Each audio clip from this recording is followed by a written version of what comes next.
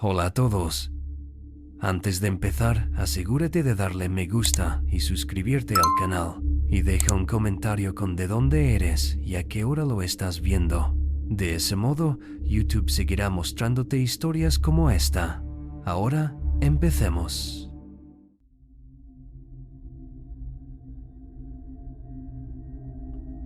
La placa en mi cajón de los calcetines llevaba acumulando polvo durante 14 meses mientras vivía como Danny Corbin, un pequeño traficante y matón para la banda de Richmond. Era un jueves a finales de octubre y yo estaba sentado en la parte de atrás del garaje de Jimmy Castellano contando el dinero de las ventas de la noche anterior cuando todo se volvió un desastre. El garaje olía a aceite de motor y a cigarrillos rancias. Ese olor familiar que se había convertido en mi realidad diaria.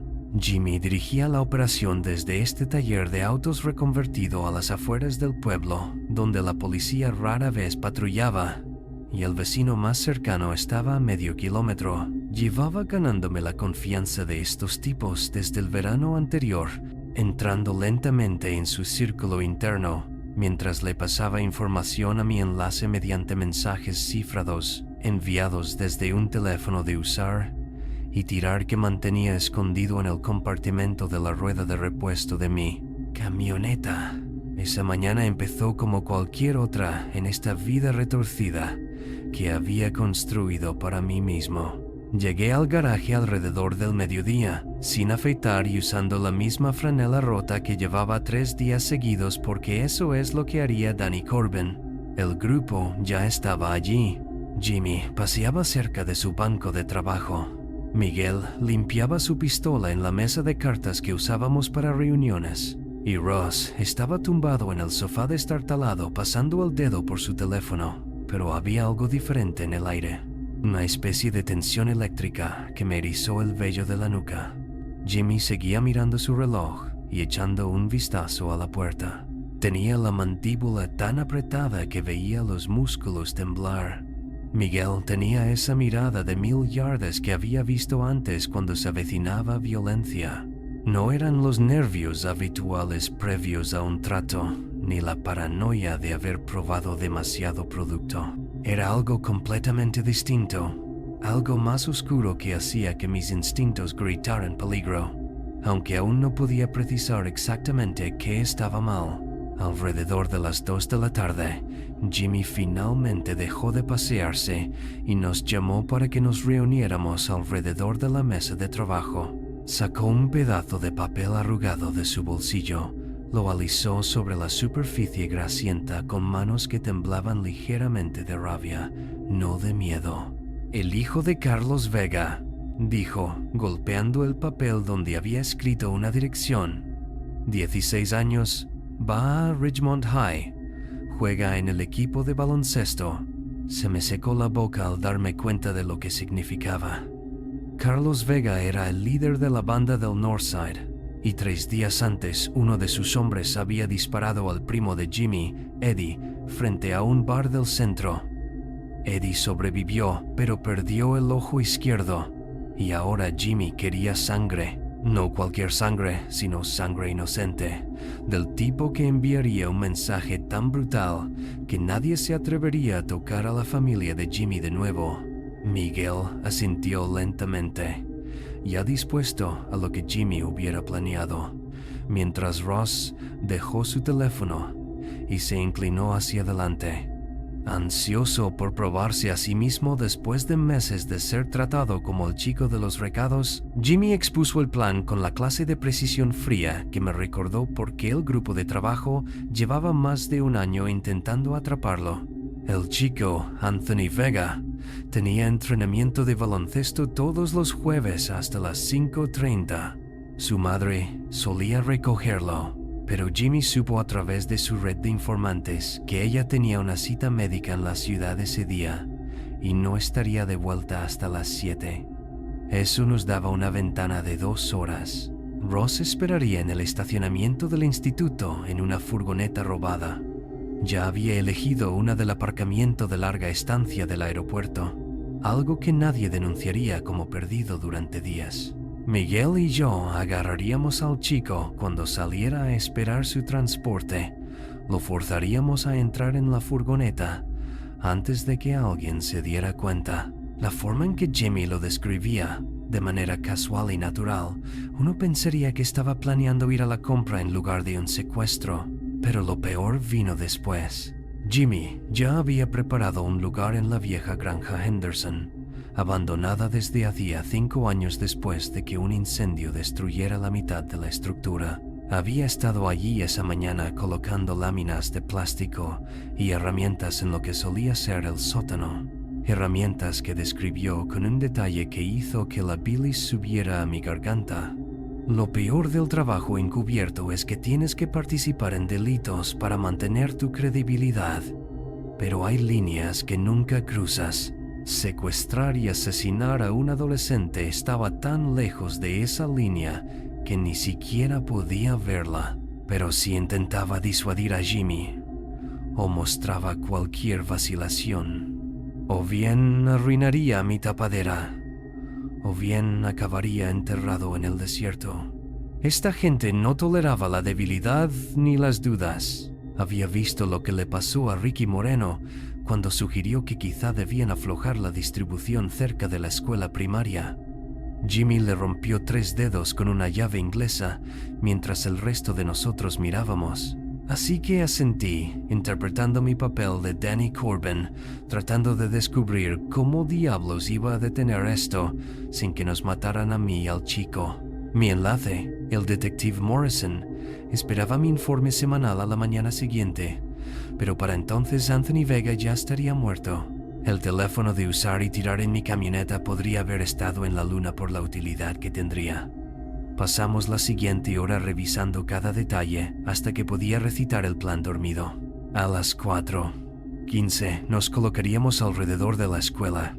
Ross ya estaría en la furgoneta, motor encendido, aparcado cerca de la salida del gimnasio donde el equipo de baloncesto siempre salía. Miguel estaría junto a las bicicletas, fingiendo enviar mensajes mientras vigilaba por si había profesores o seguridad. Yo sería quien se acercaría a Anthony. Jimmy pensaba que mi aspecto más joven y mi actitud casual harían que el chico desconfiara menos. Al principio, todo lo que tenía que hacer era pedirle ayuda con mi coche. Quizá decir que necesitaba un arrancador, acercarlo lo suficiente a la furgoneta para que Miguel me ayudara a forzarlo a entrar. Todo debería tomar menos de 30 segundos si lo hacíamos bien. Después de eso, conduciríamos por rutas separadas hasta la granja donde Jimmy estaría esperando. Él quería manejar la ejecución personalmente. Dijo que era un asunto familiar. La forma en que lo dijo, con ese pequeño asentimiento satisfecho, me hizo darme cuenta de que realmente ansiaba hacerlo. Esto ya no era solo enviar un mensaje. Jimmy había desarrollado un gusto por este tipo de violencia. A las 3:45 nos subimos a los vehículos. Yo me subí a mi camioneta Ford destartalada, la que tenía la puerta oxidada que chirriaba cada vez que se abría y la ventana del pasajero que no subía los últimos 2 centímetros. Miguel se fue con Ross en un Honda Accord que usarían para deshacerse más tarde, mientras Jimmy se dirigió a la granja en su Suburban para terminar los preparativos. Mientras conducía hacia el Instituto Ridgemont, mi mente pasaba por posibilidades. Podía fingir una avería, decir que mi camión no arrancaba, pero eso solo retrasaría las cosas y haría que Jimmy sospechara. Podía intentar advertir al chico de algún modo, pasarle una nota o susurrarle algo cuando me acercara, pero si Miguel veía algo extraño, estaríamos muertos antes del atardecer. La comisaría estaba a 12 minutos de la escuela, pero llamarles significaría revelar mi identidad y potencialmente hacer que Anthony recibiera un disparo en un tiroteo si la banda de Jimmy decidía morir peleando. Cada escenario que repasaba terminaba con alguien muriendo, y el reloj de mi tablero parecía avanzar al doble de velocidad. Aparqué frente a la escuela a las 4:20, observando a los estudiantes salir de los edificios. El gimnasio era un añadido nuevo al campus, todo vidrio y acero que contrastaba con los edificios de ladrillo. A través de las ventanas podía ver que el equipo de baloncesto aún entrenaba, el entrenador haciéndolos correr ejercicios mientras Anthony, alto para sus 16 años con la mandíbula característica de su padre, practicaba tiros libres en el extremo. La furgoneta de Ross ya estaba en posición, un vehículo de fontanero con letras descoloridas en el lateral que había hotwireado esa mañana. Miguel estaba exactamente donde debía, con naturalidad, pero alerta, mirando su teléfono de vez en cuando, pero mayormente vigilando la puerta. Todo se alineaba para un crimen que destruiría varias familias y probablemente desencadenaría una guerra que dejaría decenas de muertos. Apreté el volante hasta que se me pusieron blancos los nudillos, intentando parecer tranquilo mientras mi cerebro gritaba por una solución que no terminara en catástrofe. A las 5:32 se abrieron las puertas del gimnasio y el equipo empezó a salir. Anthony salió tercero, sus zapatillas de baloncesto chirriaban en el cemento mientras caminaba, la bolsa colgada de un hombro y su teléfono ya en la mano, probablemente enviando un mensaje a su madre acerca de la recogida. Llevaba puesta una camiseta de los Lakers con el número 24 sobre su uniforme de práctica, y a pesar de todo lo que sabía sobre el imperio criminal de su padre, el chico se veía como cualquier otro adolescente regresando a casa después de entrenar. Fue entonces cuando algo se despejó en mi pecho, una especie de claridad que cortó todos los planes y riesgos calculados. No iba a permitir esto, punto. Incluso si significaba echar a perder 14 meses de trabajo encubierto, incluso si significaba poner una diana en mi espalda. No podía quedarme de brazos cruzados mientras Jimmy torturaba y mataba a un chico de 16 años, cuyo único delito era compartir ADN con la persona equivocada. Metí la mano bajo mi asiento, donde guardaba una pistola desechable. Revisé el cargador y la metí en mi cintura bajo la camisa. Luego salí de la camioneta y empecé a caminar hacia Anthony, sabiendo que los próximos 5 minutos salvarían su vida o terminarían con la mía. Miguel me vio acercarme y asintió sutilmente, moviéndose a su posición cerca de los soportes de bicicletas. Ross tenía la furgoneta en marcha, el humo visible en el aire cada vez más frío de la tarde.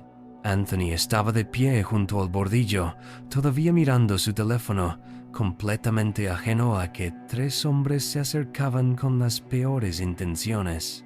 Cuando estuve a unos 3 metros, lo llamé. «Oye, Anthony Vega». El chico levantó la vista, confundido pero no alarmado, probablemente pensando que era el padre de alguien o tal vez un cazatalentos. Entonces tomé mi decisión.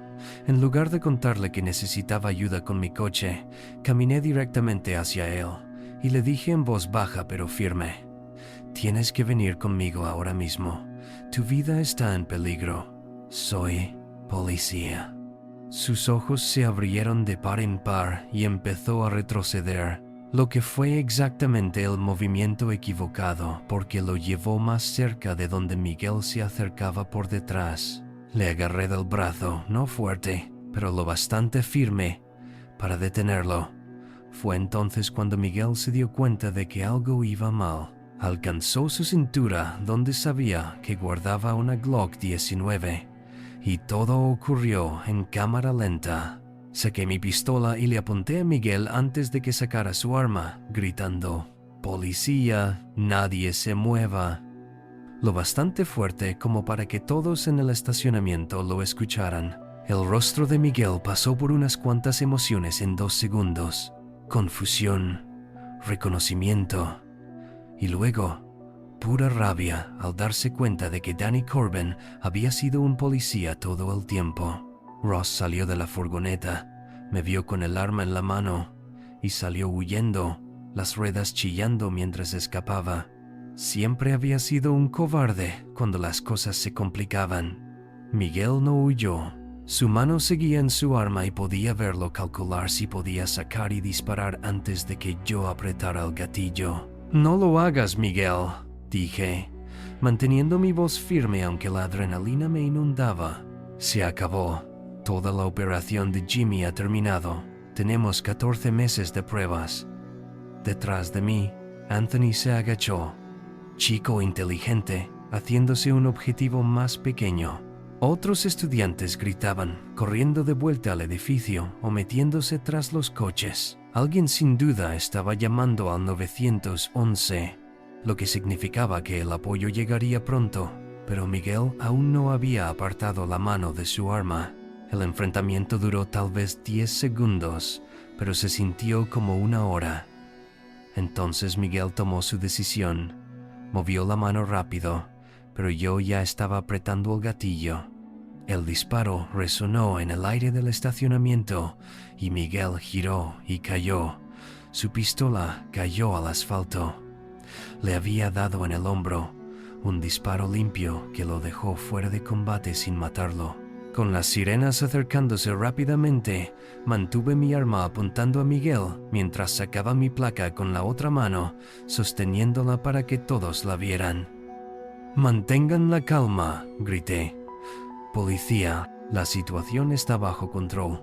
Miré a Anthony, quien me miraba con una mezcla de terror y confusión.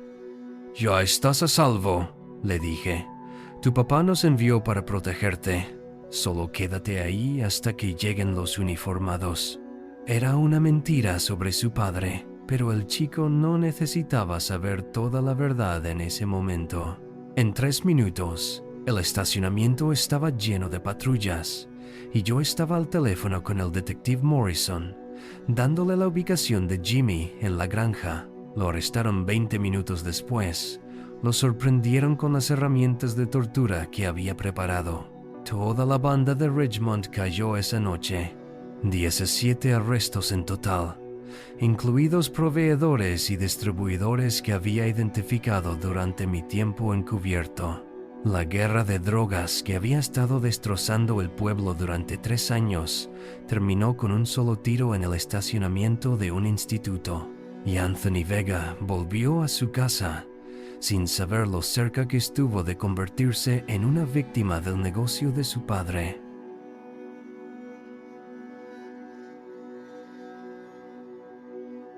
Todo el mundo me pregunta por qué dejé de ser policía después de solo 6 años en el cuerpo. La verdad es que una noche a principios de septiembre de 2017 lo cambió todo para mí. Tenía 28 años, todavía bastante novato comparado con los veteranos de la comisaría, pero lo suficientemente confiado como para patrullar de noche por el lado este de nuestra ciudad. Llevaba 3 años casado con Amanda, y acabábamos de comprar nuestra primera casa, una casita estilo rancho con un garaje con goteras y un patio trasero lo bastante grande para los hijos que planeábamos tener. La vida era buena. Tenía el trabajo que siempre quise, una mujer que me amaba a pesar de las horas locas y suficientes ahorros para sentirme de verdad un adulto. Aquella noche empezó como cualquier otra, reunión de turno a las 10 de la noche. Café malo en un vaso de poliestireno y el agente Brennan, mi compañero, quejándose de las nuevas demandas de pensión alimenticia de su ex sobre la 130A M. Circulábamos por Riverside Avenue cuando vi un Chevy Malibu con el piloto trasero izquierdo roto. Nada inusual, probablemente alguien que aún no lo había arreglado. Brennan estaba terminando papeleo de nuestro último aviso, una disputa doméstica que había terminado pacíficamente, así que le dije que yo me encargaba de esa parada mientras él terminaba. El Malibu se detuvo inmediatamente cuando encendí las luces, aparcando justo bajo una farola parpadeante que hacía que todo pareciera una película antigua. El conductor mantuvo las manos en el volante, cosa que agradecí. Siempre hace más fáciles estas paradas cuando la gente sabe el procedimiento. Tomé mi linterna, me aseguré de que la cámara de mi uniforme estuviera grabando y salí al aire húmedo de septiembre. Los grillos hacían tanto ruido que casi ahogaban el sonido de mis botas en el asfalto mientras me acercaba a la ventanilla del conductor. El hombre al volante tendría unos 45 o 50 años como mucho, barba, sal y pimienta que no veía una tijera en meses, y llevaba una camiseta de metálica descolorida con agujeros cerca del cuello. Sus ojos estaban enrojecidos, pero no de borracho, más bien como alguien que no ha dormido en días. Había un olor extraño en el coche, una mezcla metálica con algo dulce, como monedas de cobre empapadas en jarabe de arce. Le pedí su licencia y el registro, manteniendo mi tono amable pero profesional, como enseñan en la academia. Asintió muy despacio, como si se moviera a través de melaza, y alargó la mano derecha hacia la guantera, mientras la izquierda seguía en el volante. Recuerdo pensar que sus uñas estaban demasiado limpias para alguien que conducía un coche tan desordenado. El asiento trasero estaba lleno de bolsas de comida rápida, latas vacías de bebidas energéticas y lo que parecía un montón de periódicos viejos atados con cuerda. «La licencia está en mi bolsillo», dijo con esa voz ronca, como si hubiese estado gritando en un concierto toda la noche. Se movió en su asiento para buscar en el bolsillo trasero, y ahí fue donde todo se fue al infierno. En vez de sacar una cartera, sacó una Glock 19. Reconocí el modelo porque es lo que usan la mitad de los chicos en el campo de tiro.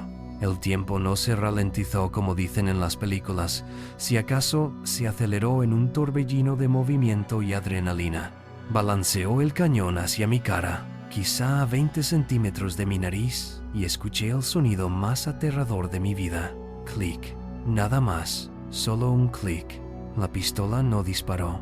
Sus ojos se abrieron de sorpresa, como si ni él mismo pudiera creerlo, y durante medio segundo, ambos nos quedamos mirándonos, congelados en ese momento de shock mutuo. Mi entrenamiento se activó antes de que mi cerebro pudiera procesar lo que pasaba. Le agarré la muñeca con ambas manos y la golpeé contra el marco de la puerta mientras usaba mi peso para empujarlo contra su asiento. La pistola cayó entre el asiento y la consola central, y él empezó a retorcerse como un animal salvaje, intentando morder mis antebrazos a través del uniforme. Era más fuerte de lo que parecía, músculo fibroso bajo ese aspecto descuidado, y emitía sonidos guturales, no del todo palabras, pero tampoco gritos. Mi cámara corporal debió haberlo captado todo. La pelea a través de la ventanilla, yo intentando comunicar por radio para pedir refuerzos mientras lo sujetaba, él intentando agarrar mi arma reglamentaria. Brennan oyó el tumulto y llegó corriendo. Entre los dos logramos sacarlo al pavimento. Toda la lucha duró quizá 90 segundos, pero cada uno de esos segundos parecía una hora, especialmente sabiendo que la pistola seguía en el coche, potencialmente lista para disparar si él la recuperaba. Cuando llegó el apoyo y finalmente lo esposamos, volví a mirar la Glock. El cargador estaba lleno, una bala en la recámara, el seguro quitado, todo listo para disparar. La única cosa que me salvó fue una espoleta defectuosa en esa bala. El instructor de armas de la comisaría me dijo luego que eso sucede una vez cada 10 disparos, generalmente con munición barata o balas que se han mojado y luego se han secado. Este hombre, Gerald Hodgkins, llevaba 3 días consumiendo metanfetamina y pensaba que yo era alguien de su pasado que venía a cobrarle una deuda. Al menos eso es lo que repetía durante el procesamiento. Tenía 2 arrestos previos por asalto y había salido de la cárcel apenas 6 semanas antes. Los periódicos apenas lo cubrieron, solo un pequeño artículo en la página 4 sobre un incidente con un oficial y sin heridos. Pero esto es lo que nadie te cuenta de casi morir. No es el momento en sí lo que te afecta, sino todo lo que viene después. Llegué a casa esa mañana sobre las 6 y Amanda estaba en la cocina haciendo huevos revueltos, tarareando una canción de Taylor Swift, completamente ajena a que yo había estado a punto de convertirme en otra estadística. Me quedé en la puerta viéndola, todavía con el uniforme que olía a sudor y a aquella extraña dulzura metálica del coche de Hodgkins, y no pude contarle. ¿Cómo explicas que un defecto de fabricación Un pequeño fallo en un trozo de latón y pólvora fue la única razón por la que el jefe y un capellán no estaban a punto de tocar la puerta. Le dije que había sido una noche dura. Tomé una ducha que duró hasta que se acabó el agua caliente e intenté dormir, pero cada vez que cerraba los ojos veía el cañón de la Glock apuntándome y escuchaba ese clic resonando en mi cráneo como un disco rayado. El departamento me hizo hablar con un consejero, procedimiento estándar tras lo que clasificaron como un incidente crítico. El Dr. Lawson tenía una oficina en el centro, con demasiadas plantas, y una máquina de ruido blanco que sonaba como lluvia sobre una tienda. Seguía preguntándome cómo me sentía sobre lo sucedido, y yo seguía diciéndole que estaba bien, que era parte del trabajo, que conocía los riesgos cuando firmé. Pero eso era basura, y ambos lo sabíamos. La verdad era que cada parada de tráfico después de esa noche me hacía sentir el pecho apretado. Veía a un conductor meter la mano en la billetera y mi mano instintivamente se iba a mi arma.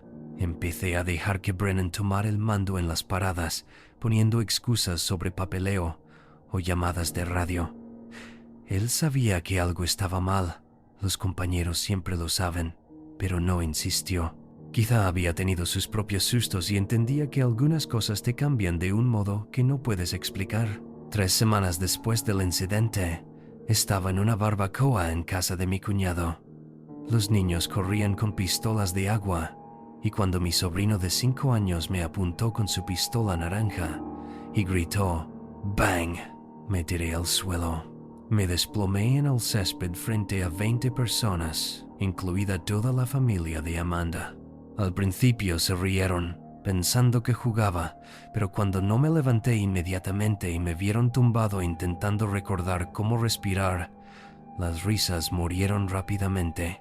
Mi sobrino empezó a llorar porque pensó que me había hecho daño, y tuve que pasar el resto de la tarde convenciéndolo de que no era culpa suya, que el tío Kevin se comportara raro. Amanda condujo a casa en silencio, pero la vi buscando síntomas de trastorno de estrés postraumático en su teléfono cuando pensaba que yo dormía.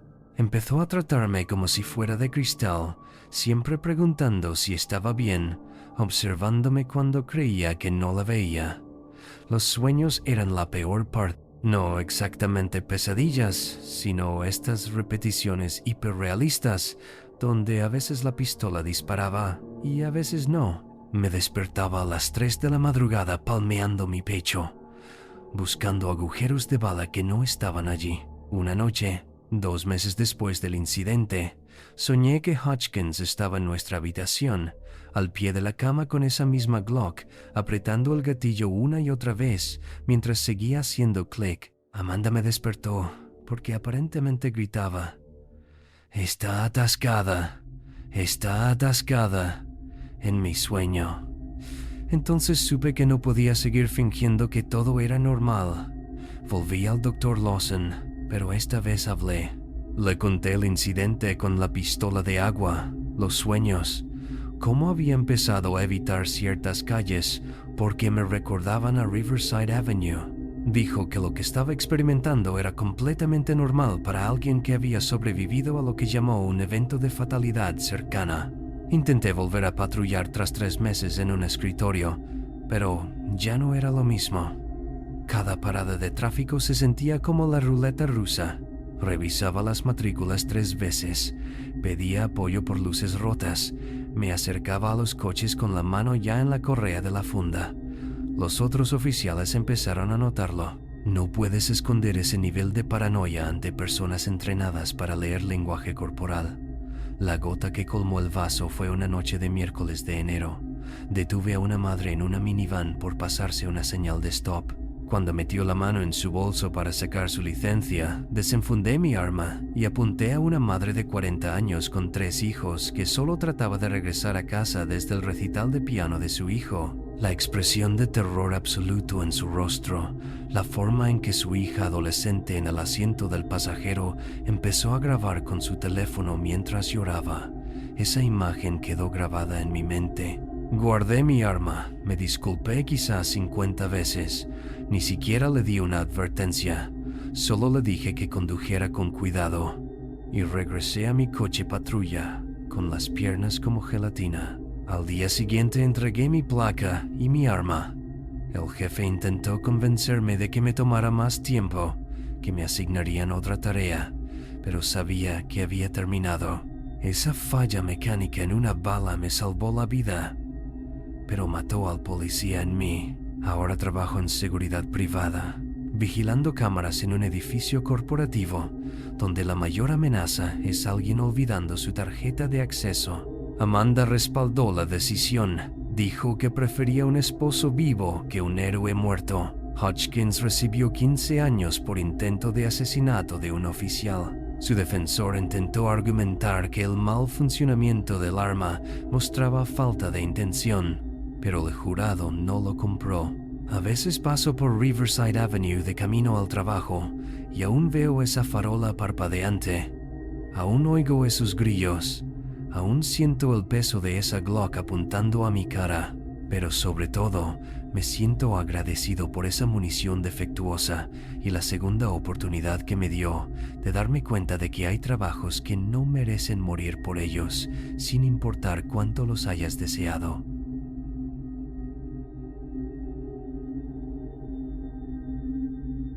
Siete meses en el cuerpo de patrulla en Phoenix, Arizona, me hicieron pensar que ya había visto la mayoría de las llamadas suburbanas. Era un sábado por la tarde a principios de agosto, de esos días abrasadores donde el asfalto literalmente derrite las suelas de tus zapatos si te quedas quieto demasiado tiempo. Mi compañera ese día era la oficial Diane Crawford, una veterana con 20 años en el cuerpo, cabello castaño con canas y la costumbre de tararear canciones de Motown cuando estaba nerviosa. Estábamos terminando el papeleo de un choque menor cuando despacho informó de varias llamadas al 911 colgadas desde 4782 Saguaro Drive. La dirección había llamado 3 veces en la última hora, cada una desconectándose sin decir nada. El protocolo estándar nos obligaba a verificar, asegurarnos de que nadie estuviera en peligro o incapaz de hablar. La casa destacaba incluso antes de que estacionáramos. No porque hubiera algo obviamente malo, sino porque todo se veía demasiado perfecto. El césped era inmaculado a pesar de las restricciones por sequía, cada brizna exactamente de la misma altura, como si alguien la hubiera medido con una regla. Las ventanas tenían pesadas cortinas burdeos corridas, aún siendo media tarde, y había 3 periódicos aún en sus bolsas de plástico en los escalones del porche. Diane dejó de tararear en cuanto estacionamos, lo que me indicó que ella también se dio cuenta. La mujer que abrió la puerta no tendría más de 35 años. Cabello rubio oscuro recogido en una cola tan tirante que le estiraba las sienes. Llevaba una sudadera descolorida de la Universidad Estatal de Arizona pese al calor, y estaba descalza sobre el suelo de mármol del vestíbulo. Se presentó como Natalie Garrison. Sonrió esa sonrisa ensayada que recuerda a los maniquíes de una tienda y aseguró que todo estaba perfectamente. Diane le pidió que nos permitiera entrar solo para confirmar que todos estaban bien. El ojo izquierdo de Natalie tembló una vez, como un obturador de cámara, pero ella se hizo a un lado y nos dejó entrar. La sala de estar olía a velas de vainilla, intentando demasiado ocultar otra cosa. Quizás lejía o ese limpiador industrial de alfombras que usan en los hoteles. Cada superficie brillaba como si hubiera sido pulida minutos antes de nuestra llegada. La mesa de centro tenía esas líneas de aspiradora perfectas alrededor, formando un cuadrado preciso, y los cojines del sofá estaban colocados con exactitud matemática. Pero lo que realmente llamó mi atención fueron las fotos familiares en la repisa. Todas estaban con la cara hacia abajo, excepto una foto de Natalie con un Golden Retriever en una playa. No dejaba de frotarse la muñeca donde una marca de bronceado indicaba que normalmente usaba un reloj, pero el reloj no estaba. Mientras Diane conversaba sobre la ola de calor preguntándole a Natalie si funcionaba bien su aire acondicionado, lo escuché. Un golpeteo rítmico en algún lugar de arriba, ahogado pero deliberado. 3 golpes rápidos. Pausa. 3 más. Natalie debió de notar que miré hacia arriba, porque enseguida comenzó una historia sobre mapaches en el ático, que el fumigador iba a venir el lunes, que la estaban volviendo loca toda la semana. Pero los mapaches no golpean en patrones, y definitivamente no golpean en lo que reconocí como código SOS de mis días en la marina antes de ser policía. Diane me lanzó una mirada, y supe que ella también lo había escuchado. Ella preguntó casualmente si Natalie vivía sola, y Natalie dijo que sí, que su novio se había mudado hacía 6 meses. Una ruptura muy cordial, aún eran amigos, de hecho. El golpeteo se detuvo al momento de decir eso, como si quien estuviera arriba escuchara cada palabra. Diane pasó a preguntar por las llamadas al 911, manteniendo un tono conversacional, como si hablara del clima. La explicación de Natalie salió ensayada. Su nuevo teléfono estaba fallando. Ella estaba tratando de pedir pizza, pero seguía presionando el botón de emergencia por error. Se mostró mortificada por habernos hecho perder tiempo. Mientras hablaba, noté arañazos frescos en el marco de la puerta del pasillo.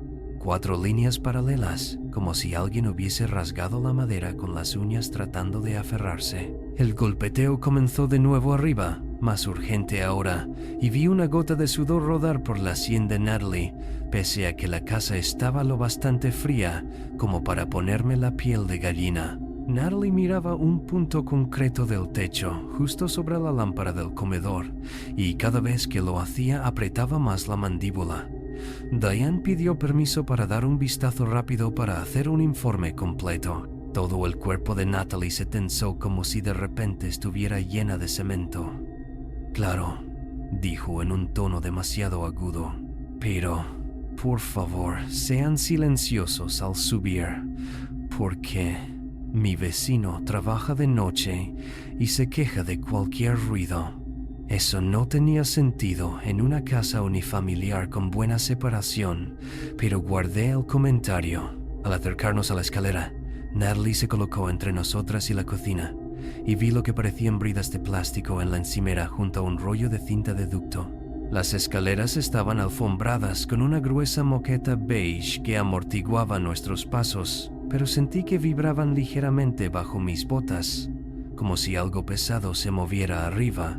A mitad de camino había una mancha oscura en la pared, marrón rojiza y con forma de mano, que Natalie rápidamente dijo que era salsa de pasta de cuando subí a la cena la semana pasada. Pero la salsa no deja patrones de tela de palma y definitivamente no gotea hacia abajo como si alguien hubiese sido arrastrado. El pasillo del segundo piso era más largo de lo que cabría esperar para una casa de ese tamaño, con 5 puertas pintadas del mismo color crema salvo la última a la derecha, que recientemente había sido repintada.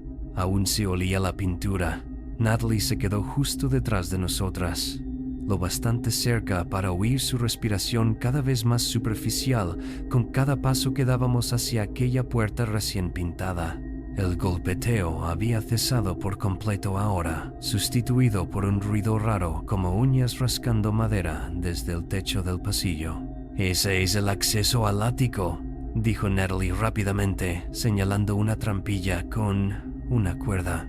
«Pero lleva años pintada. Los dueños anteriores la sellaron, nunca hemos podido abrirla». La cuerda era nueva, blanca y limpia contra el techo envejecido, y había huellas en el polvo del marco. Diane alcanzó la cuerda y Natalie le agarró la muñeca, no agresivamente, sino desesperadamente, como si se aferrara a un salvavidas. «Por favor, no hay nada ahí arriba excepto aislamiento y excrementos de ratas», dijo, y su voz se quebró en nada. Fue entonces cuando escuchamos una voz amortiguada pero claramente masculina, que decía algo que sonaba como «ayuda» o quizás «aquí». La cara de Natalie se puso tan blanca como el papel y empezó a decir rápidamente que quizá la televisión se encendió sola, que pasaba todo el tiempo. El mando estaba roto, pero arriba no había televisor.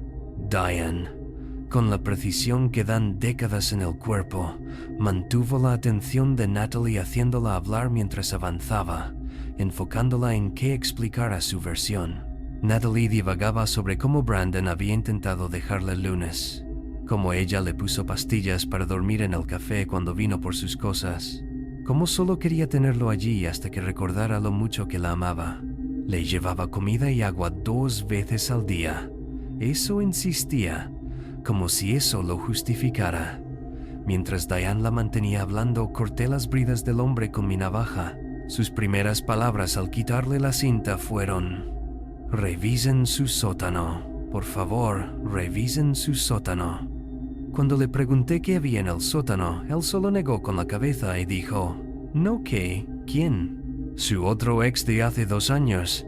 Me lo contó cuando pensó que estaba inconsciente», dijo. «Él sigue ahí abajo». Las unidades de refuerzo llegaron cuando Natalie dejó caer el cúter y se desplomó de rodillas, sollozando acerca de cómo nadie se queda, cómo todos prometen para siempre, pero nadie lo cumple.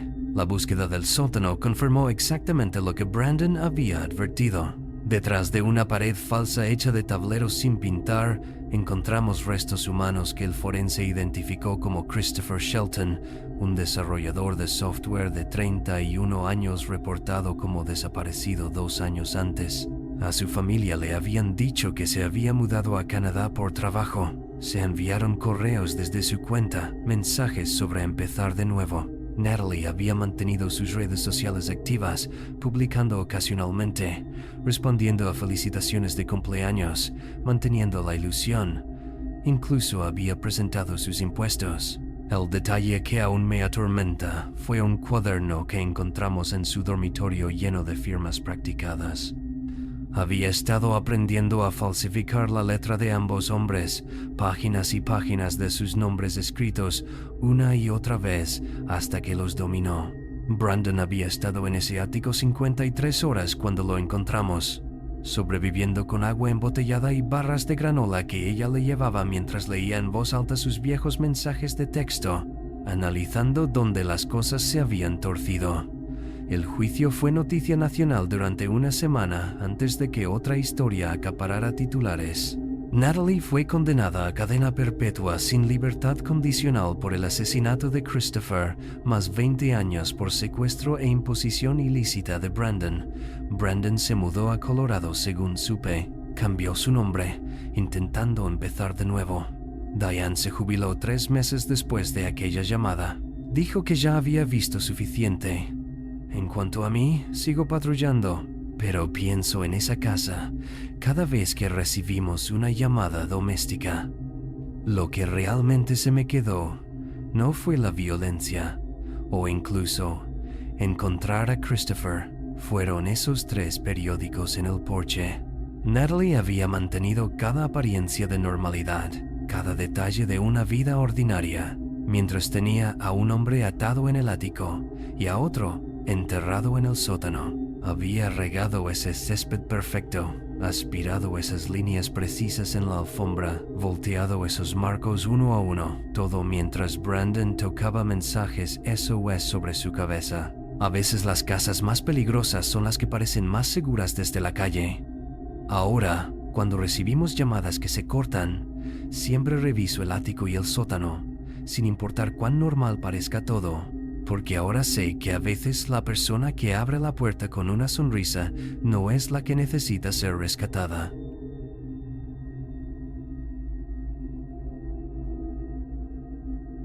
Las luces fluorescentes en la sala de descanso me estaban dando dolor de cabeza esa tarde de martes en marzo de 2022. Yo era el guardia de seguridad nocturno en Shopmart a las afueras de Tulsa y llevaba haciendo turnos dobles para cubrir a un compañero que había renunciado sin aviso. A mis 34 años creía haber visto todo lo que este trabajo podía deparar. Ladrones, adolescentes borrachos, el ocasional problema doméstico en el estacionamiento. Pero nada, absolutamente nada, podría haberme preparado para lo que ocurrió durante mi turno esa noche. Mi esposa Melissa seguía enviándome mensajes para recordarme que comprara leche de camino a casa. Yo seguía diciéndole que lo haría, completamente ajeno a que en solo unas horas estaría de pie en ese mismo pasillo de lácteos, viendo a los paramédicos ocuparse de algo que me perseguiría para el resto de mi vida. La noche comenzó como cualquier otra. Fiché a las 10 de la noche, di mi primera ronda por la tienda, revisé todas las salidas y me instalé en mi puesto cerca de la entrada principal. Harold, el encargado del turno nocturno, ya estaba descargando palés en la parte de atrás y Janet, de la charcutería, estaba limpiando su área antes de irse, alrededor de las 11:30. Noté que un hombre estacionó en una esquina lejana del parking en un Ford Taurus deteriorado. Nada inusual en eso. A veces tenemos gente durmiendo en sus coches y mientras no causen problemas, los dejo en paz. Pero este hombre simplemente se quedó sentado con el motor en marcha. La luz interior estaba encendida y podía verlo moviéndose dentro como buscando algo. Tenía una extraña manera de sacudir la cabeza, casi como si intentara sacarse agua de las orejas. Lo observé en el monitor de seguridad unos 20 minutos. La calidad de las cámaras no era buena, eran más viejas que la Xbox de mi sobrino, pero podía distinguir suficientes detalles. Hombre blanco, probablemente a mediados de sus 40, con camisa de vestir y pantalones oscuros. Lo que me llamó la atención fue cómo seguía tocándose el pecho y el abdomen, palmeándose como si hubiera perdido su billetera o sus llaves. Luego se quedaba perfectamente quieto durante 30 segundos y volvía a empezar. Pensé en salir a ver cómo estaba, pero sinceramente, lidiar con gente potencialmente inestable no valía los $15.50 la hora que me pagaban. Además, no molestaba a nadie, y el estacionamiento estaba prácticamente vacío, excepto por el pickup de Harold y unos cuantos vehículos de empleados cerca del edificio. A las 12:17. Recuerdo la hora exacta porque la anoté en mi informe. Las cosas se volvieron raras. El hombre de repente abrió la puerta del coche y prácticamente se cayó al asfalto.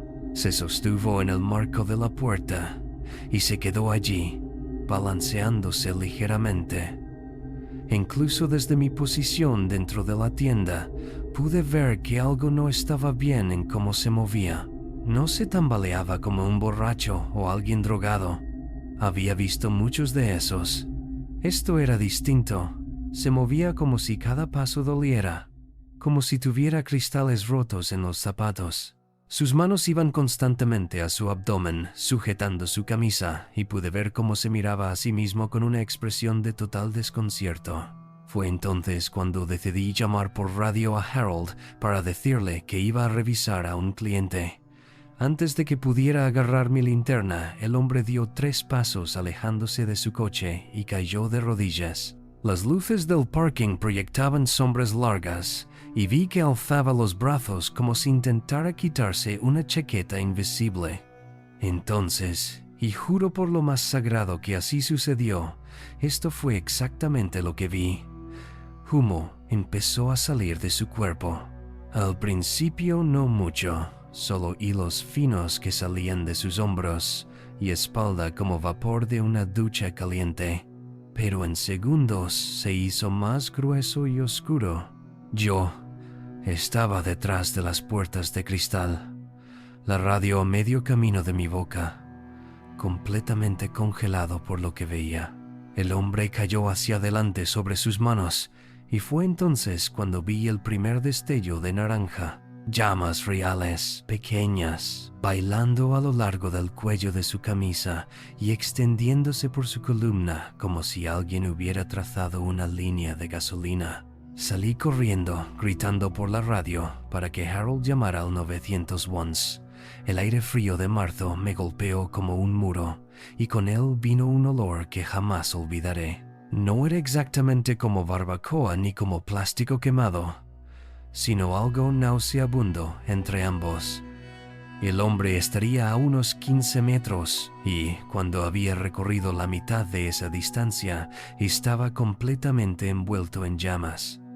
El fuego no era de colores normales, tenía un núcleo azul-blanco que dolía mirar directamente, como mirar un soplete de soldadura.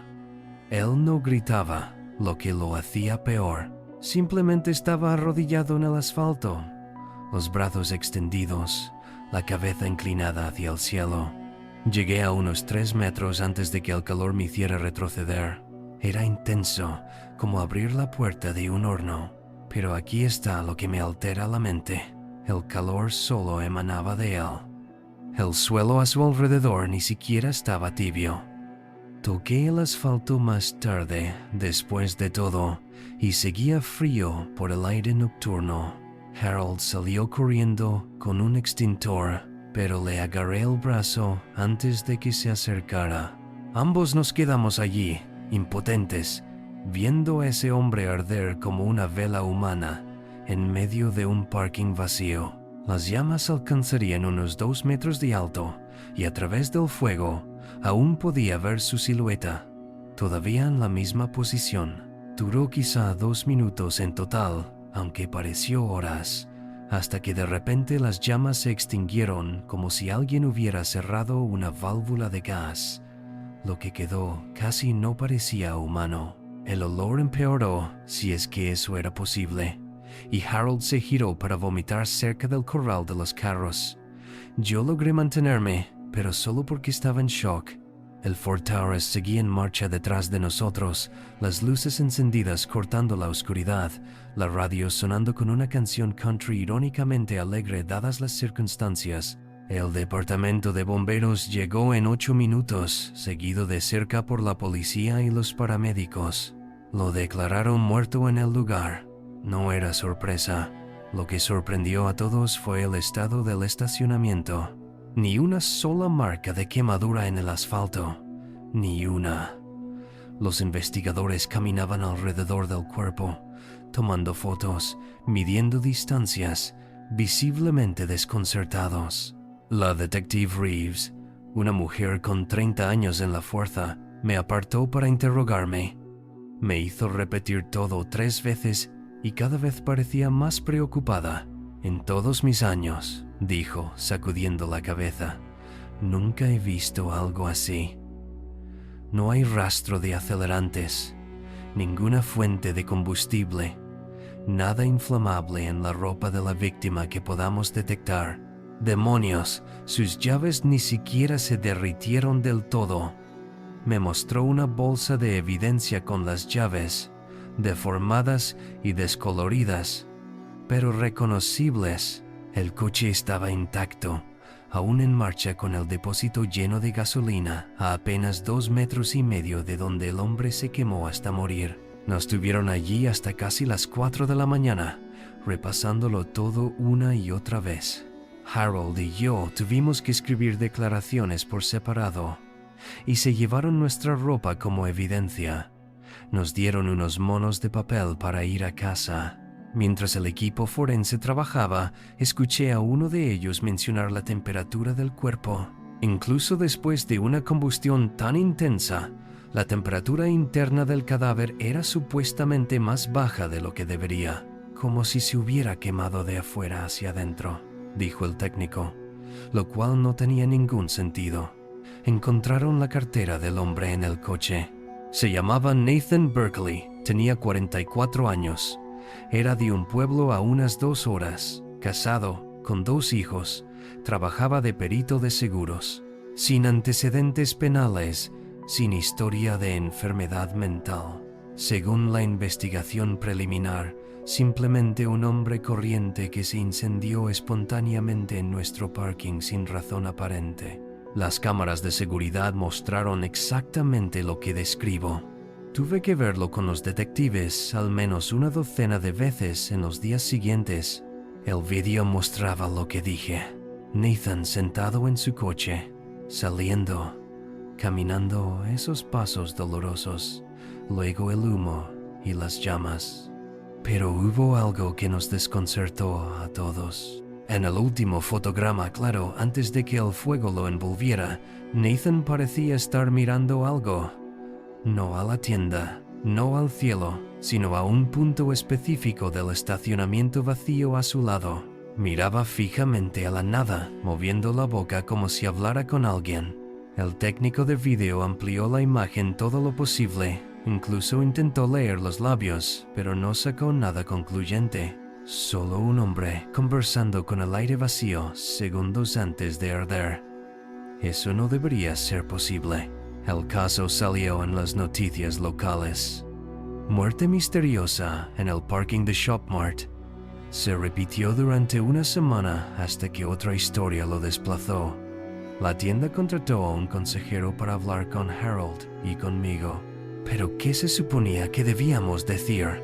¿Que vimos a un hombre arder vivo sin explicación lógica? ¿Que las leyes de la física parecieron tomarse un descanso esa noche? Volví al trabajo después de una semana libre. Las facturas no se pagan solas. Pero no pude sacarme la imagen de la cabeza. Cada vez que alguien aparcaba en esa esquina del parking, los observaba atentamente. Harold renunció un mes después. Dijo que no soportaba el turno nocturno. No pude reprochárselo. Empecé a llevar un extintor en mis rondas, aunque sabía que en el fondo no serviría de nada si lo que le pasó a Nathan Berkeley volvía a ocurrir. 3 meses después del incidente, la viuda de Nathan me contactó. Sheila Berkeley era una mujer pequeña, con ojos cansados que parecía haber envejecido una década en esos meses. Me pidió reunirme en una cafetería del centro. Dijo que tenía preguntas que la policía no podía responder. Sobre un café amargo y un pastel sin tocar, me dijo cosas que me hicieron estremecer. Nathan había estado actuando extraño durante semanas antes de su muerte. Se despertaba en medio de la noche quejándose de estar demasiado caliente, incluso con el aire acondicionado a tope. Había empezado a evitar los espejos, diciendo que podía ver ondas de calor saliendo de su reflejo. Lo peor, el día que murió, la llamó desde la carretera, aterrorizado, diciendo que sentía algo quemándose dentro de él. Creciendo, se detuvo en nuestro parking buscando un baño, pensando que el agua ayudaría. Sentía que su alma estaba en llamas, susurró Sheila, apretando su taza. Pensé que estaba teniendo una crisis nerviosa. Me dejó su último mensaje de voz y nunca he podido borrarlo. En él, la voz de Nathan dice 6 palabras que me persiguen. Está aquí. Dios mío, está aquí.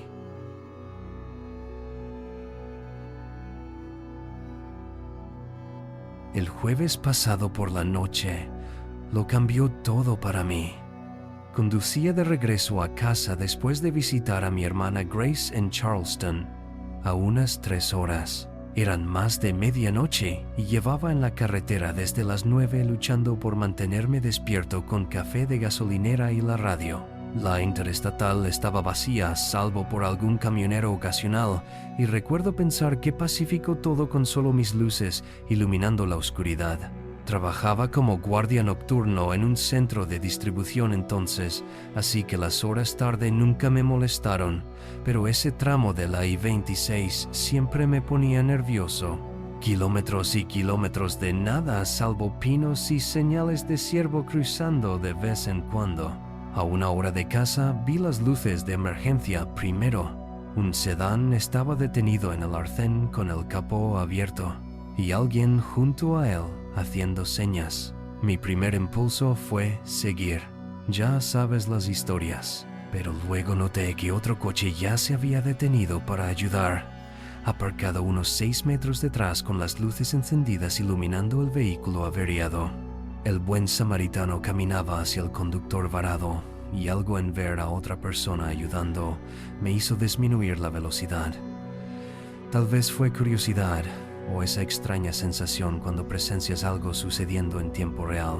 Me detuve a unos 15 metros detrás de ambos coches y apagué mi motor, dejando las luces encendidas.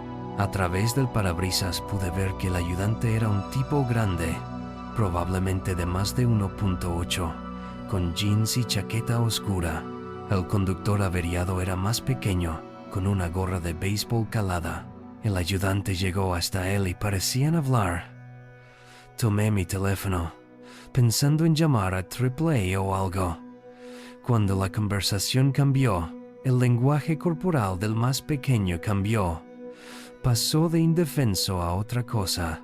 Dio un paso atrás y, incluso desde donde estaba, vi al ayudante levantar las manos ligeramente como si intentara calmar a alguien.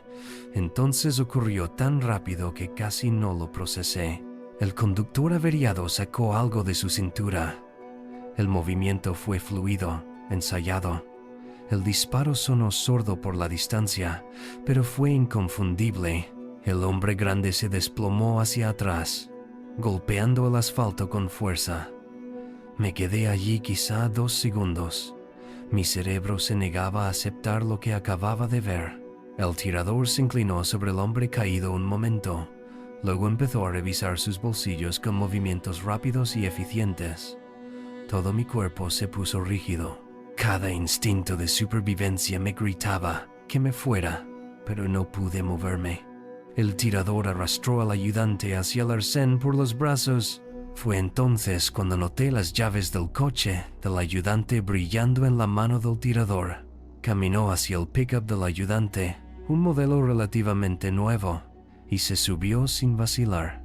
El motor arrancó inmediatamente y él se incorporó a la intraestatal, acelerando suavemente como si nada hubiera pasado.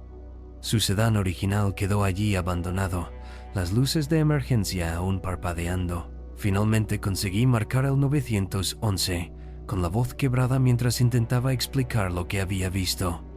La operadora me pidió que repitiera porque hablaba demasiado rápido, las palabras se me atropellaban. Mientras hablaba por teléfono salí y corrí hacia el hombre en el suelo, aunque sabía que era demasiado tarde.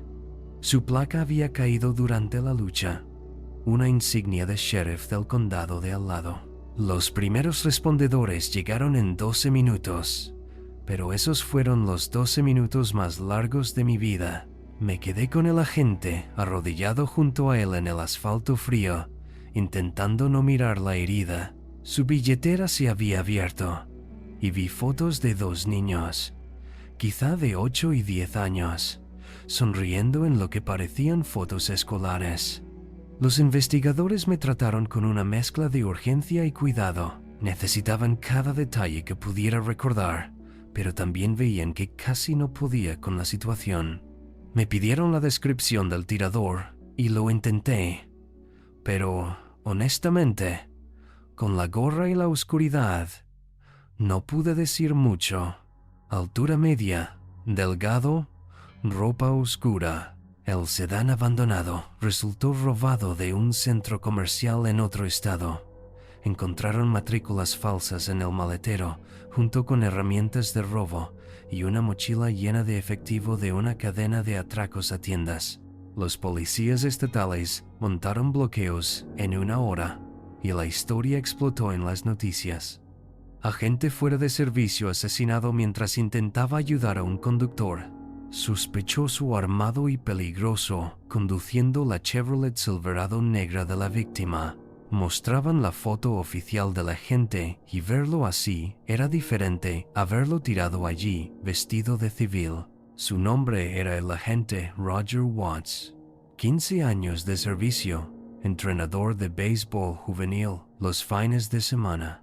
Las noticias lo llamaban héroe, pero yo solo pensaba en que estaba ayudando. Por la mañana habían rastreado el pickup robado a una cámara de gasolinera a unos 200 metros.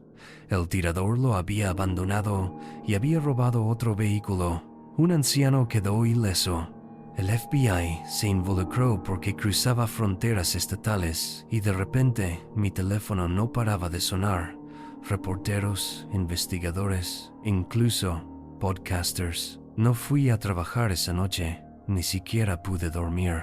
Cada vez que cerraba los ojos veía ese movimiento suave de sacar el arma, escuchaba el disparo. La detective asignada, la detective Howell, me llamó cada pocas horas con actualizaciones. Dijo que identificaron al tirador por huellas dactilares en el coche abandonado. Un tipo llamado Travis Buckley, buscado por robo armado en 4 estados, había disparado a un empleado en Georgia 3 días antes. Usaba coches robados e identificaciones falsas. El supuesto coche averiado era probablemente otro intento de robo de coche, y el agente Watts fue la mala suerte de pararse. Howell dijo que Buckley seguía un patrón de violencia creciente y temían qué haría si lo acorralaban. El operativo se intensificó. Encontraron el segundo coche robado en un centro comercial.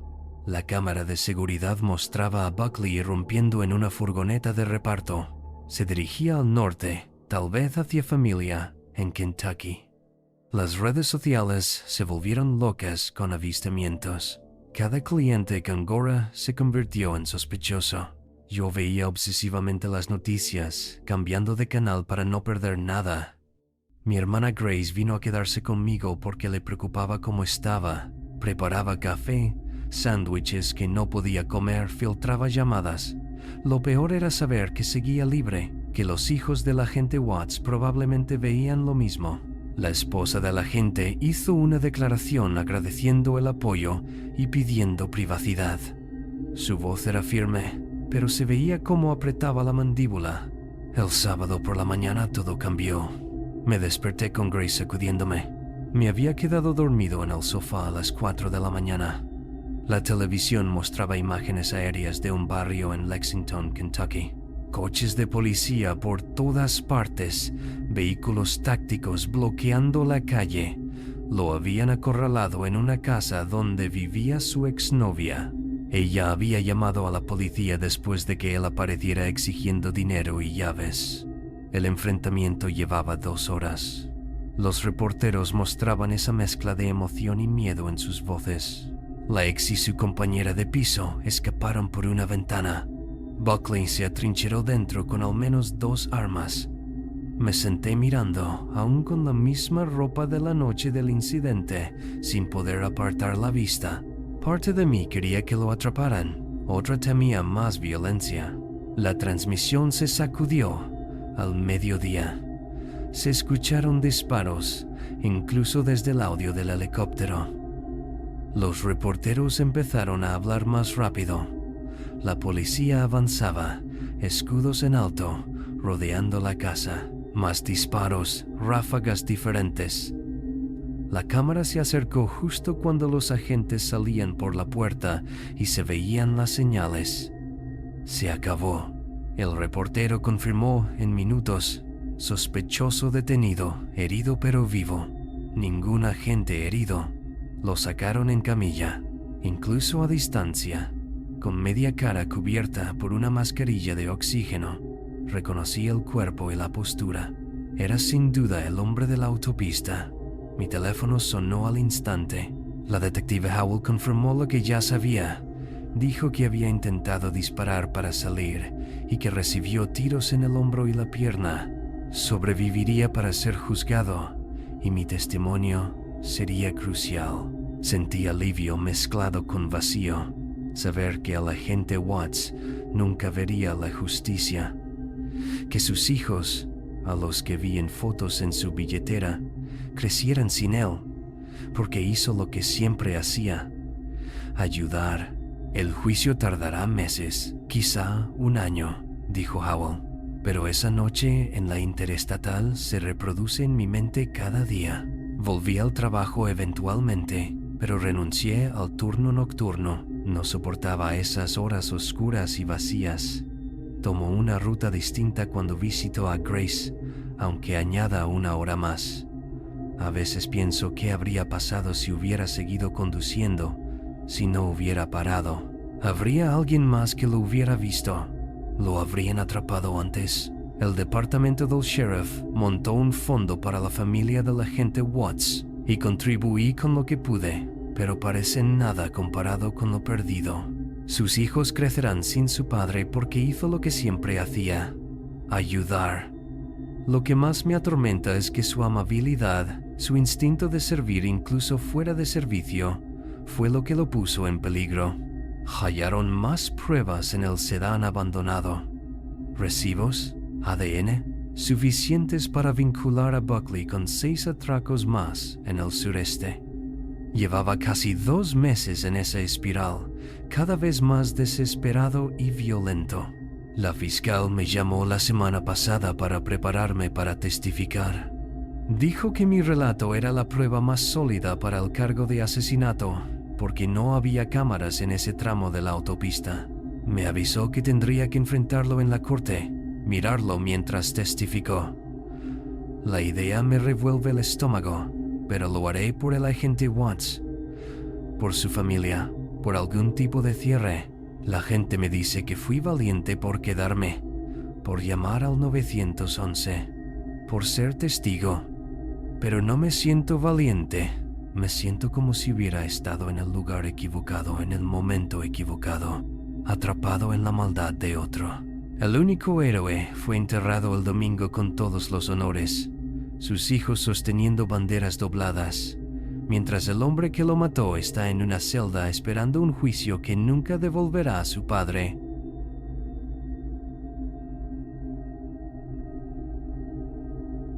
La llamada llegó a través de la central a eso de las 3 de la tarde, un lunes a finales de noviembre. Llevaba 6 años como patrullero en nuestro pequeño pueblo de Wisconsin, ocupándome mayormente de conductores ebrios y disputas domésticas. Nada demasiado loco. Mi compañero ese día era el agente Brennan, un novato que llevaba solo 8 meses en el cuerpo.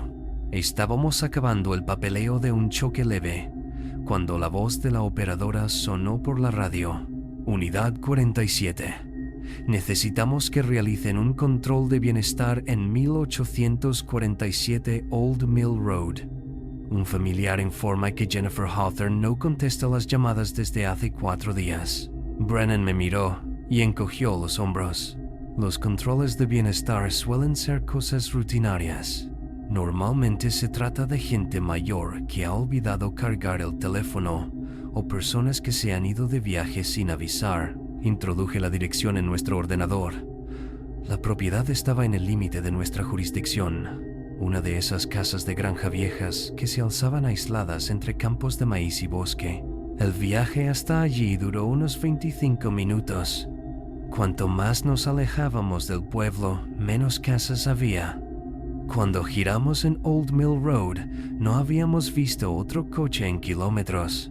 La casa de los Hawthorne estaba al final de un largo camino de grava, rodeada de bosque por 3 lados. Era una casa de 2 plantas de la década de 1940, pintura blanca descascarada, porche que cedía en algunas partes. Lo que primero me llamó la atención fue lo silencioso que estaba todo, sin perros ladrando, sin pájaros cantando. Solo ese silencio pesado que parece presionar contra los oídos. Todas las cortinas estaban tiradas incluso aunque era media tarde. Brennan llamó a la puerta principal mientras yo revisaba las ventanas. Señora Hawthorne, es la policía. Solo queremos asegurarnos de que está bien, no respondió. Intenté asomarme por una abertura en las cortinas del salón, pero no vi nada. Todo el lugar tenía esa sensación de abandono, como si nadie hubiera estado allí en semanas. Intentamos la puerta trasera a continuación. Fue entonces cuando noté algo extraño. Cada interruptor de luz que podía ver a través de la ventana de la cocina estaba en la posición de encendido, pero la casa estaba completamente a oscuras por dentro. No tenue, sino oscuras, como si las bombillas hubieran sido pintadas o arrancadas. Brennan empezaba a inquietarse, golpeando su linterna contra la pierna. Tal vez no esté en casa, sugirió, pero ambos conocíamos el protocolo. La hermana preocupada dijo que Jennifer nunca dejaba el pueblo sin avisar y su coche aún estaba en la entrada. Un Ford Focus azul viejo con un atrapasueños colgado del espejo retrovisor. Probé el picaporte de la puerta trasera. Estaba sin cerrar. En zonas rurales eso no es raro, pero dada la situación, me hizo erizar el vello. Anunciamos nuestra entrada de nuevo. Sra Hawthorne, somos los oficiales Coleman y Brennan. Vamos a entrar para asegurarnos de que está bien. La cocina olía mal. No a putrefacción, ese olor lo conocía, sino a plástico quemado mezclado con algo metálico. Incluso con nuestras linternas, la oscuridad parecía tragarse los haces a pocos pies. Fue cuando la vimos. Jennifer Hawthorne estaba sentada en el suelo linóleo con la espalda apoyada en el lavavajillas, completamente inmóvil. Al principio pensé que estaba muerta. Tenía los ojos abiertos de par en par, mirando a la nada, y no reaccionó cuando nuestras linternas iluminaron su rostro.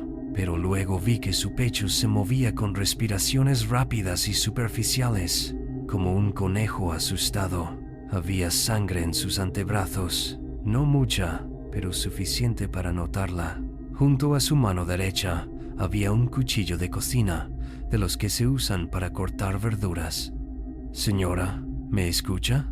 Mantuve mi voz calmada mientras Brennan llamaba a refuerzos y a una ambulancia. Ella no respondió, ni siquiera parpadeó, pero cuando di un paso más cerca, sus labios empezaron a moverse. No emitía sonido, solo movía frenéticamente la boca, formando palabras incomprensibles. Fue entonces cuando Brennan encontró las notas. «Coleman, necesitas ver esto», dijo, iluminando la encimera. Había papeles por todas partes, servilletas, recibos, hojas arrancadas de cuadernos, incluso escritura en las puertas de los armarios con lo que parecía un marcador negro. La escritura era irregular y desesperada, como alguien escribiendo en pánico. La mayoría repetía lo mismo una y otra vez. Ellos miran a través de las paredes. Variaciones incluían: no confíes en los espacios intermedios y esperan en los puntos ciegos. Una nota particularmente perturbadora, escrita en la parte posterior de una lista de la compra, decía: si puedes ver las 4 esquinas de una habitación a la vez, estás seguro. Si no, ya están ahí. Tomé fotografías de todo mientras Brennan permanecía con Jennifer. Cuanto más leía, más intranquilo me sentía. Algunas notas tenían diagramas, dibujos toscos de habitaciones con cruces en ciertos lugares, flechas hacia paredes y círculos alrededor de lámparas. Los paramédicos llegaron unos 15 minutos después, pero Jennifer no les dejaba tocarla. Cuando se acercaron empezó a gritar, un sonido primitivo que hizo que todos nos echáramos hacia atrás. No era un grito normal, era como si viera algo que nosotros no podíamos ver, algo absolutamente aterrador. Se presionó más contra el lavavajillas, sus uñas raspando el suelo. «Las paredes», susurró finalmente, apenas audible. «No te quedes cerca de las paredes, ellos atraviesan, llevan días atravesando». El paramédico principal, Novak, con quien ya había trabajado, consiguió calmarla lo bastante para revisarle los signos vitales. Su pulso estaba por las nubes, pupilas dilatadas, claras señales de trauma psicológico severo. Los cortes en sus brazos eran superficiales, probablemente autoinfligidos según el patrón. Mientras ellos la atendían, exploré el resto de la casa con Brennan. Cada habitación contaba la misma historia. Los muebles habían sido alejados de las paredes, creando espacios vacíos alrededor del perímetro. En la sala, el sofá y las sillas estaban agrupados en el centro, como una isla improvisada. El televisor estaba desenchufado y girado hacia la pared. Más notas estaban pegadas a marcos de puerta y ventanas. Una que se me quedó grabada estaba escrita sobre un trozo de cinta adhesiva puesto sobre una rejilla de ventilación. «Ellos escuchan aquí más. En el baño. Jennifer había cubierto el espejo con periódico y la bañera estaba llena de papel aluminio arrugado. Brennan sacó algunas y vimos que cada pedazo tenía pequeños agujeros perforados. Cientos, como si hubiera estado perforándolos con una aguja de forma obsesiva. El dormitorio era lo peor. Al parecer dormía en el armario. Encontramos una pila de mantas y almohadas allí, junto con botellas vacías de agua y envoltorios de barritas de cereales. La cama estaba desmontada, el colchón apoyado contra la ventana. Lo que realmente me impactó fueron las fotografías. En lo que era un despacho encontramos docenas de fotografías Polaroid esparcidas por el escritorio. A primera vista, parecían fotos normales del exterior de la casa, tomas del revestimiento, las ventanas, el porche, pero mirando de cerca, había diferencias sutiles. En una foto de la pared había una sombra que no coincidía con nada que pudiera estar proyectándola.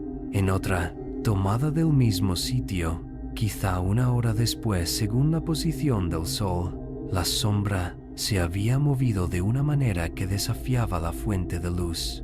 Jennifer había dibujado círculos rojos alrededor de estas anomalías con marcas de tiempo escritas con su temblorosa caligrafía. Algunas fotos mostraban lo que parecían hendiduras en la hierba cerca de la casa formando semicírculos. Junto a esas había escrito sus lugares de respiración. Brennan levantó una foto del ventanal de la cocina desde fuera. En el reflejo se veía a Jennifer tomando la foto, pero detrás de ella había algo más, una forma oscura que no debería estar allí. Aún estábamos examinando las fotos cuando Novak nos llamó desde abajo. Estaban listos para trasladar a Jennifer, pero se agitaba otra vez. Cuando volvimos a la cocina, ella agarraba un trozo de papel contra su pecho, negándose a soltarlo. «Por favor», me dijo mirándome directamente por primera vez. Sus ojos estaban inyectados en sangre, con ojeras que parecían moretones. «Revisen las paredes. Usen un detector de vigas. Prométanme». Le dije que lo haríamos solo para calmarla. Mientras la sacaban en la camilla, seguía repitiendo una secuencia de números.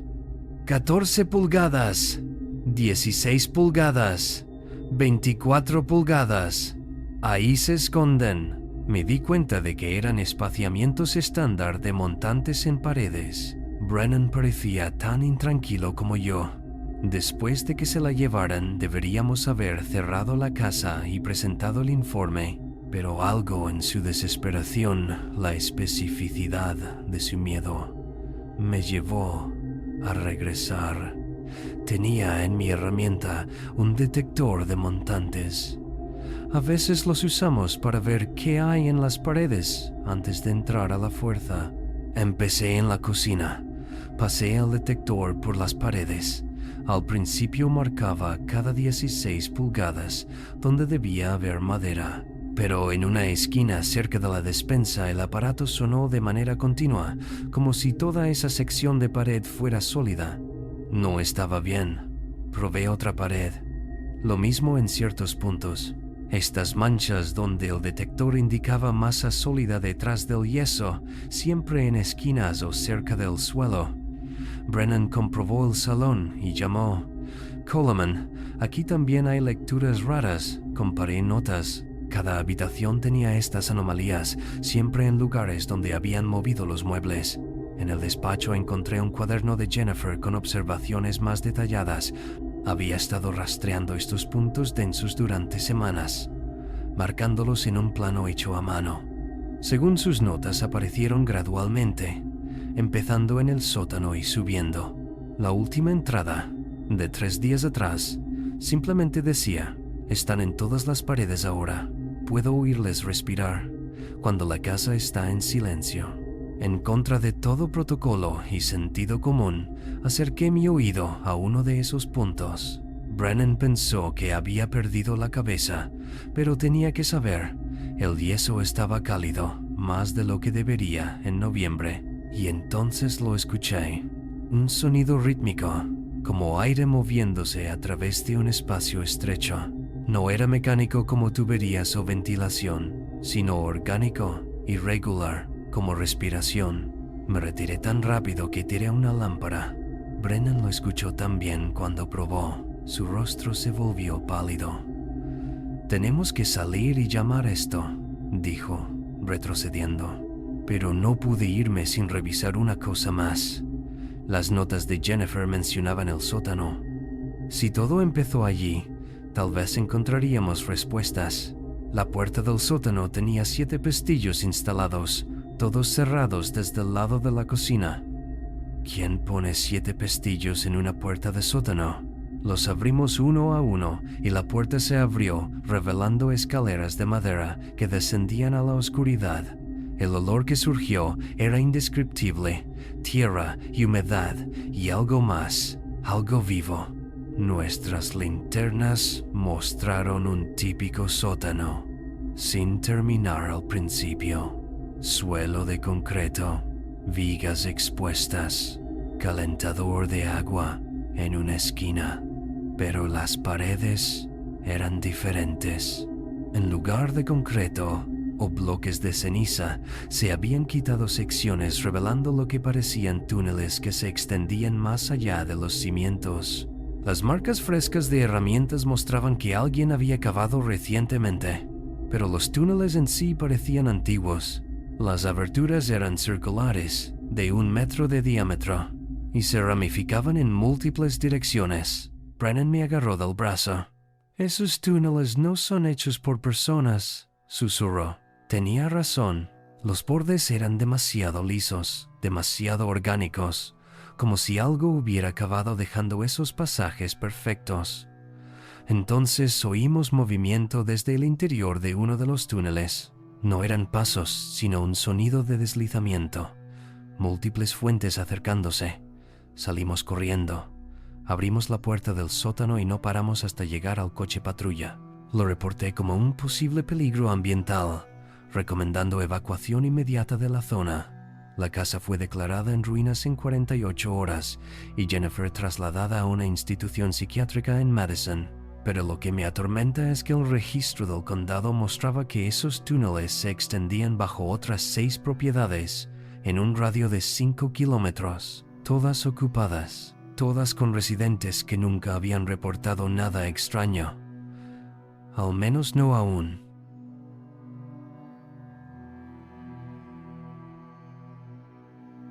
Solía trabajar como agente de patrulla en una zona suburbana relativamente tranquila, el tipo de lugar donde la mayoría de las llamadas eran sobre ruidos o algún accidente de tráfico ocasional. En ese entonces llevaba poco más de 6 años en la fuerza y empezaba a creer que ya había visto lo peor que el barrio podía ofrecer.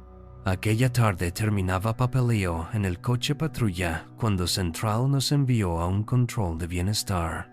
El vecino que llamó dijo que un anciano llamado Walter Price no se había visto en todo el día y él solía salir a caminar todas las mañanas, lloviera o hiciera sol. Algo en el tono del vecino, tranquilo, pero con un matiz de urgencia, me hizo prestar atención. Cuando llegué a casa de Walter, lo primero que noté fue lo quieto que estaba todo. Su jardín estaba cuidado, con setos recortados y una fila de estatuillas de pájaros de cerámica a lo largo del camino. Pero las cortinas estaban corridas, bloqueando la luz del día. La puerta principal no solo estaba sin llave, estaba ligeramente entornada y no había señales de entrada forzada. Llamé, mencioné su nombre y entré. El aire estaba viciado, casi pesado, con un olor débil que al principio no supe identificar. La sala parecía normal a primera vista, pero al acercarme vi que la mesa de centro estaba de lado y había pequeñas manchas oscuras en la alfombra. La butaca donde los vecinos decían que siempre se sentaba a leer el periódico estaba orientada de forma extraña hacia el pasillo, como si hubiera sido empujada durante una lucha.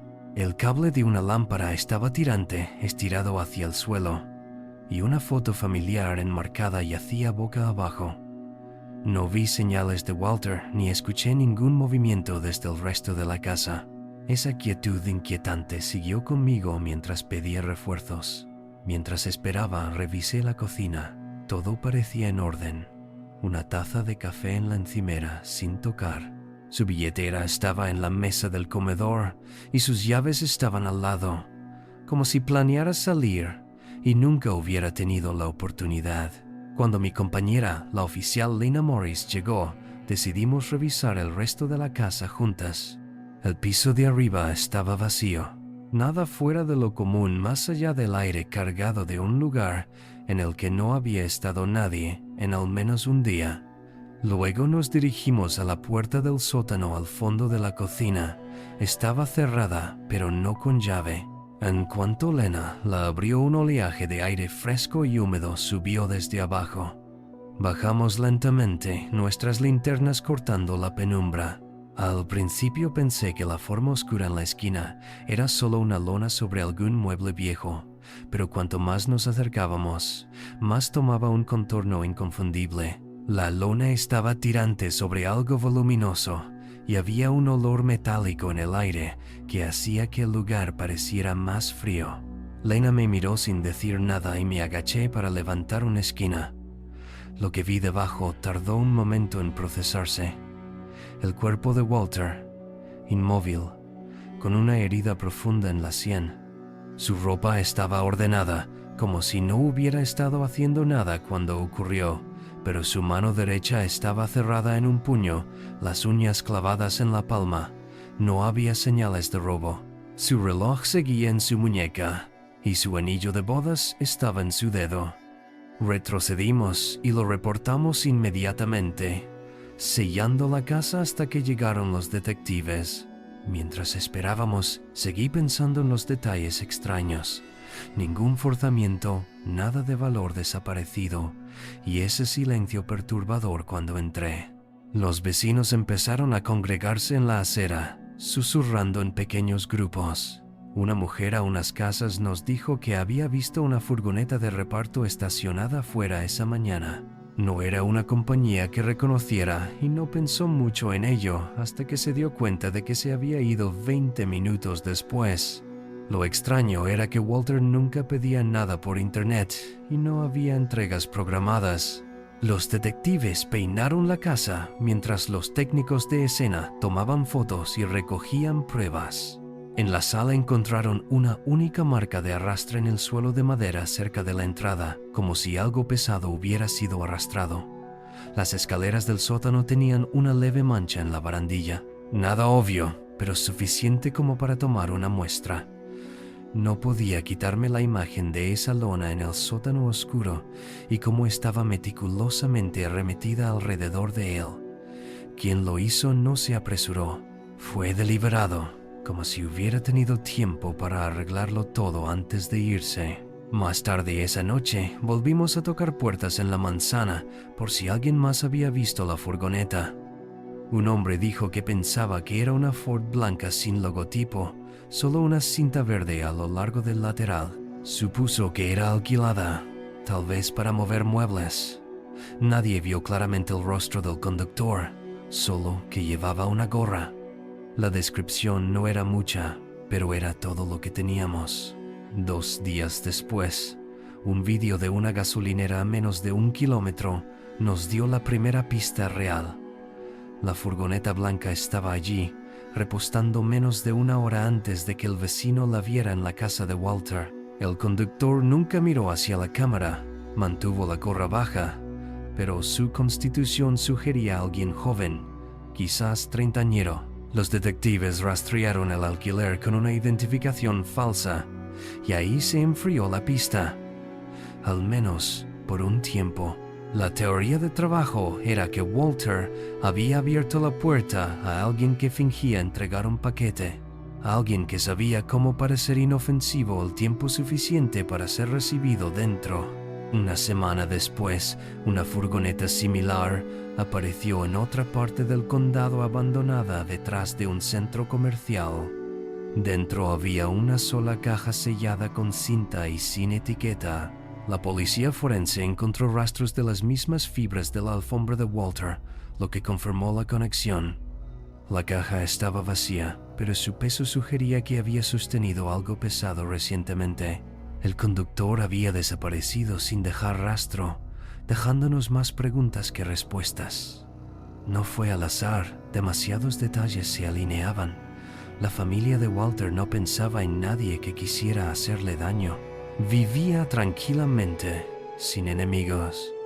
Pasaba la mayor parte del tiempo en su jardín o conversando con vecinos. Por eso era difícil. No fue un crimen de oportunidad.